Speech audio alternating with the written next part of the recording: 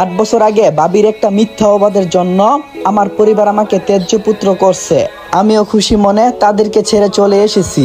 এবার আমার পরিচয়টা দিয়ে দেই, আমি সাজ্জাদ আহমেদ। চাকরি বলতে আপাতত নিজের একটা কোম্পানি আছে, অফিসের একটা কাজে আবার রাজশাহী যেতে হচ্ছে। সকাল সকাল স্টেশনে গিয়ে টিকিট কেটে নিজের সিটে গিয়ে বসে পড়লাম। নিজের সিটে বসে সামনে তাকিয়ে অবাক হয়ে গেলাম, কারণ আমার সামনে আমার ভাবি ও ভাইয়া, কোলে একটা বাচ্চা, আব্বু আম্মু, ভাবির বোন মায়া বসে আছে। আমি তাদেরকে দেখে অবাক হলাম, তারাও আমাকে দেখে অনেকটাই অবাক হলো, কিন্তু কেউ আমার সাথে কথা বললো না। আর বলবে বা কি করে, আমি যে তাদের কেউ নাম। ভাবির একটা মিথ্যা নাটকের শিকার হয়েছিলাম আমি। খেয়াল করলাম ভাইয়া আমার দিকে তাকিয়ে আছে, বোধহয় আমাকে কিছু বলবে। সেটা শোনার অপেক্ষা করতে করতে সেখান থেকে চলে এলাম। আজকে আমার সাথে কথা বলেও লাভ নাই।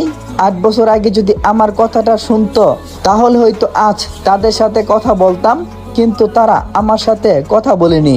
আজকেও আমি তাদের সাথে কথা বললাম না। ট্রেনের দরজার কাছে দাঁড়িয়ে আছি আর ভাবছি, ভাবি কেন আমার সাথে এমনটা করলো। তার উত্তর আজও অজানা। অবশ্যই সে কথা আমার জানার কোনো ইচ্ছা নাই। ট্রেনের দরজার কাছে দাঁড়িয়ে বাইরে তাকিয়ে থাকতে থাকতে হঠাৎ করে আমার অতীত মনে পড়ে গেল। 8 বছর আগে সবে মাত্র ইন্টারে পরীক্ষা দিছিলাম। পরিবার বলতে আমি, আব্বু এবং ভাইয়া। একদিন নিজের রুমে বসে বসে ফেসবুক চালাচ্ছিলাম, তখনই আব্বু আমার রুমে এসে আমার হাতে কয়েকটা কার্ড ধরিয়ে দিয়ে বললেন, এই নে তোর বড় ভাইয়ের বিয়ের কার্ড, তোর বন্ধু বান্ধবকে দিয়ে বিয়েতে আসতে বলবি। আমি কার্ডগুলো একটু খুলে দেখলাম, ভাইয়ার বিয়ের কার্ড। বিয়ের সময় দেখলাম পরশু বিয়ে ঠিক করছে, আমাকে বলল না। আর আব্বু আমার পাশে বসে বললেন, এই যে এখন বললাম, তুই কি তোর ভাইয়ের বিয়েতে থাকবি না? আমি কার্ডগুলো টেবিলের উপরে রেখে বললাম, আমাকে কেউ দেখছো কারো বিয়েতে থাকতে? আর এসব আমার ভালো লাগে না, যার জন্য আমি তাকি না। তখন আব্বু বলল, ঠিক আছে, তুই যেহেতু থাকবি না, এতে তো আমার কোনো কিছুই করার নাই। তাহলে কোথায় যাবি এবার? আমি বললাম, ভাবছি কক্সবাজার যাব।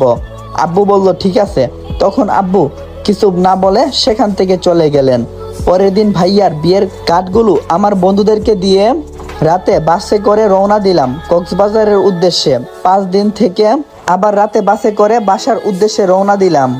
সকাল 9টার দিকে বাস থেকে নামলাম। তারপর একটা রিক্সা নিয়ে বাসার সামনে এসে কলিং বেল বাজালাম। একটু পর কেউ একজন এসে দরজা খুলে দিল। এটা আপাতত কোনো মেয়ে। মেয়েটিকে প্রথম দেখেই আমি হাঁ হয়ে গেছি, একদম পরীর মতো দেখতে। আমি সেদিন খেয়াল করলাম না, নিজের রুমে চলে এলাম। মেয়েটি আমার ভাবিও হতে পারে।